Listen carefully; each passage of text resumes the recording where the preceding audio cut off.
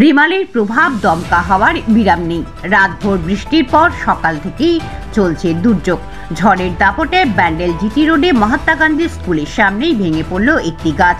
বেশ কিছুক্ষণের জন্য বন্ধ হয়ে যায় রাস্তা। Chandannagar traffic police inspector Mandata Sau খবর পেয়ে ঘটনাস্থলে যান। দমকলের খবর দেন। হুগলি কেন্দ্র থেকে দমকলের একটি ইঞ্জিন আসে। গাছ কাটার মেশিন কাজ না করায় ট্রাফিক পুলিশের সাহায্যে দমকল কাটারি কুড়ুল দিয়ে গাছ কেটে রাস্তা পরিষ্কার করে। গাছ ভেঙে পড়ায় বিদ্যুতের তার ছিঁড়ে যায়। ডাকা হয় বিদ্যুৎ দপ্তরকে, বিদ্যুৎ সংযোগ বিচ্ছিন্ন করে গাছ কাটা হয়।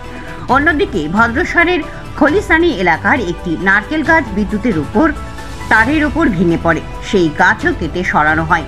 হুগলির চুঁচুড়ার বিভিন্ন জায়গায় গাছ পড়ার সাথে সাথে জমা জলের কষ্টেও জিরবার হুগলিবাসী। আরও বিস্তারিত জানতে চোখ রাখুন আমার বাংলার পর্দায়।